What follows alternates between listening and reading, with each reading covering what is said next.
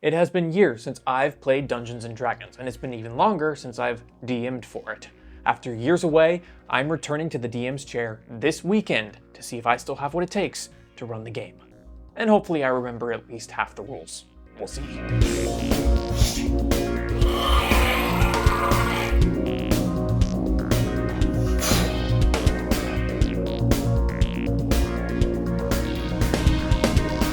I first started playing D&D back in high school. Back then, we played every single weekend without fail.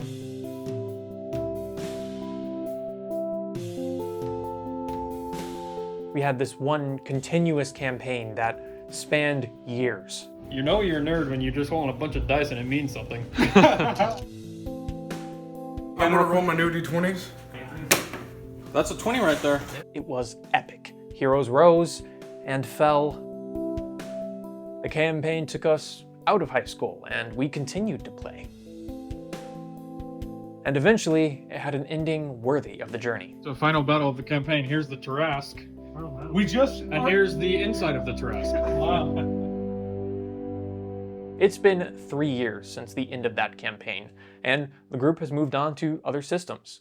Me and Anthony primarily play Ironswear now, a game on this channel that we play that doesn't even require a Dungeon Master. So that means I haven't played or even touched D&D 5th edition for 3 whole years.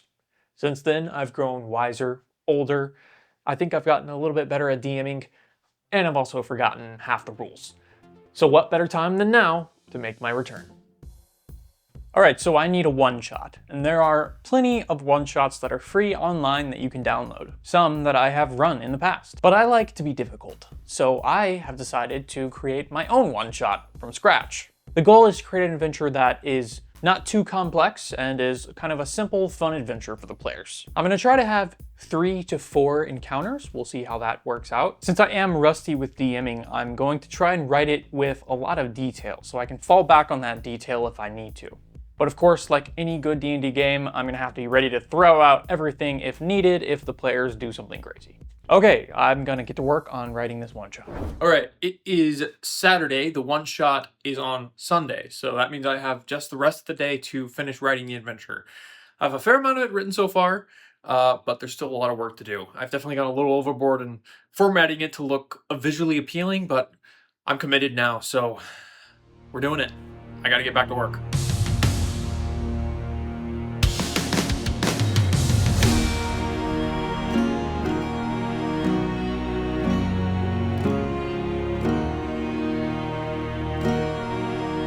Okay, the adventure is done. There's definitely a few typos and mistakes probably in there, but that's okay. I think overall it's pretty good. I am going to upload it to DriveThruRPG. If you want to download it for free, the link will be in the description. And the next step is just for me to DM it. Okay, it is Monday, which means we played the one-shot yesterday. Let's review. So I'm going to go through the adventure. Again, if you want to download it, the link is in the description. I'm going to kind of go through it and tell you how the players reacted to everything and how it went. And I'm even going to get to show you a little bit of it because one of my players decided to film during the adventure. Thank you, Anthony. Anthony Cam, we're getting ready to start. I haven't played D&D in a very long time, so I'm excited. Got myself a bag of popcorn. We're getting ready to pick some magic items to start us off. Let's do it. Right. So I have this D&D magic item set, which has pretty much gone unused since I got it. So I decided for this one shot to give out a few random magic item cards that I handpicked that each player could choose one of. And I think this definitely added a lot to their characters since they were only level 3. It gave them a little bit more to worry about, and I definitely recommend it for one shots. On to the adventure. So this adventure is essentially a monster hunt. The party is tasked with tracking down missing villagers that have disappeared in the swamps near their village. Now, the villagers are being abducted by bullywugs, which are these frog people. So the bullywugs are abducting the villagers and feeding them to this great beast so that the beast will in turn not eat them. The beast, by the way, is a basilisk, one of my favorite monsters, which we'll get to a little bit later. So obviously the main goal of the adventure is to find and kill the basilisk, but the party will also run into a number of other challenges, namely the bullywugs who want to feed them to the basilisk. Somewhere near the beginning of an adventure, especially a one-shot, I think it's good to start right out of the gate with a battle. It sets the stakes. So for my one-shot, within the first couple of minutes, I had the players encounter the first area, which was inhabited by enemies, bullywugs, that wanted to kill them. I see we got a little bit of a terrain set up right out of the gate.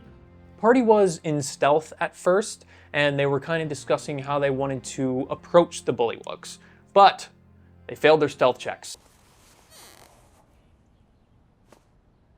And so, we rolled initiative. In just this first fight, I was already starting to feel like I was getting back into the groove of DMing. I was remembering rules, describing kills, and the players were having fun. So it's like, and it goes right up to the hilt. And then you see the logo of the Call of the Order of the Sword just sitting there, the blood. Just fully impale him, and your sword even hits into the rock behind. And like even part of the pommel starts going into the chest. Frick. And then you pull out, and it's just... He falls to his death.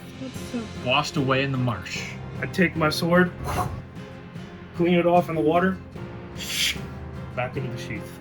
Alright, anything else? We're standing up now. I'm sitting back down. So I was confident at this point that the game was gonna go well, as long as the players didn't do anything too crazy out there. But one thing was that we were taking a lot of time already. There was already a lot of role play that was happening that was eating my time. Aunt Cam. No. We're doing good so far. Just finished our first encounter. We've had quite a lot of role play, so we have taken a good bit of time so far, but we're doing good so far. My character is a bit of a freak. How are you feeling so far, Sean? I think it's going well. We're having fun.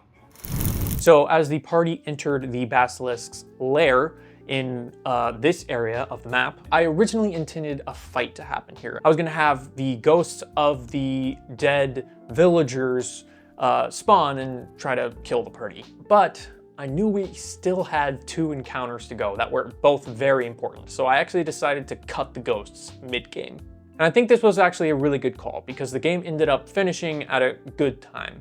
And I think if we did end up fighting those ghosts, the party probably would have lost a little bit of interest. It would have stopped the momentum. So the party continued exploring the basilisk lair. The first room they encountered was the throne room. Here they met King Slimeward, the leader of the bullywugs. Now I fully intended for this room to be a fight room. I mean, it was this big evil king guy with multiple bullywug guards, right? I expected there to be a fight. But my players instead decided to take a different route that I fully did not expect at all. They talked to the king, and they took advantage of the king's arrogance and lied about being there to basically write down and track the story of the great King Slimeward. And so they kind of went into this like mock interview trying to like get information about the king and learn about all the things that make him great. It was really funny. I didn't expect it at all, but I just fully decided to roll with it. And one of the players deceived the king into basically having his squire kind of show them around the dungeon. The party didn't know this, but the squire has a wand of secrets, which is very important for revealing the final room with the basilisk in it. And I just thought this was a really fun turn of events, so I rewarded it, and I had the squire go on a tour of the dungeon and basically take them right to the secret wall where the basilisk was hiding behind. Now, before the party entered the final room, they had one final conversation with King Slimeward's squire. One of my players basically built up the squire as this really awesome being, and he would be a better king. So I had him roll some persuasion checks, and he basically persuaded the squire to go kill the king. Fully didn't expect anything like that, but I loved it. Thought it was really funny. All right, on to the final battle.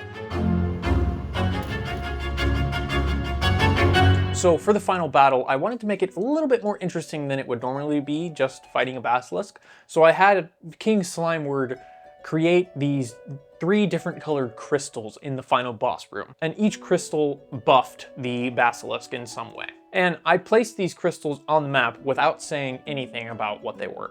And I just described whenever the party hit the basilisk, a different kind of color flash, basically, whenever they hit it, and told them their attack wasn't all that effective. And they got the hint pretty quick and went to destroy the crystals. This is a super simple mechanic that is in a lot of video games, and I think it worked well here. Now, for the basilisk itself, I really like the basilisk because it has that danger of potentially turning you to stone. And you have an interesting decision at the beginning of every turn whether or not you want to avert your gaze, which gives you disadvantage on your attacks. I did fully expect the party members to avert their gaze because that's the safe option, but something interesting happened. You see, earlier on in the adventure, one of my players found a potion of speed, and they had taken it for this final battle. And they didn't want to risk missing their attacks with disadvantage by averting their gaze, so they looked directly at the creature to attack it. And for their first roll to avoid the petrification, they failed. Now, the way petrification works is you don't immediately turn to stone. At the end of your next turn, you make another saving throw to then see if you turn to stone. So this player had their full turn here, this round, and then next round, they had their full turn there, and then they had to make the roll. This failed roll and the potential for this player to turn to stone was actually really epic, because there was a tension throughout the battle. As we were getting to that player's turn, everyone was scared that they were going to turn to stone.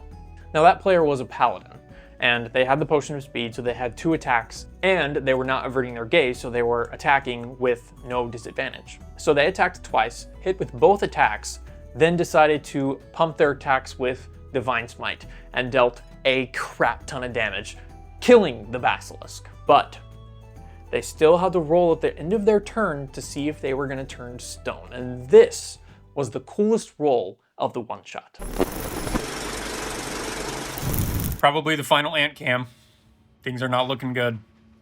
He's 1 roll away from turning to stone from the basilisk.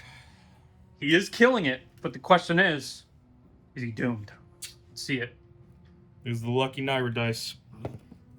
Oh, thank God. Holy Oh, thank God. Oh, thank God. That's the second 20 for me. The second 20. I'm not turning to stone. There's that moment where you just fly right through the head of the basilisk and land with the sword, pommel up, stand up, and the basilisk falls over a second later. Okay, so what did I learn from running this adventure? For one, I think I prepared way too much. I did not need to go full on creating this formatted one-shot.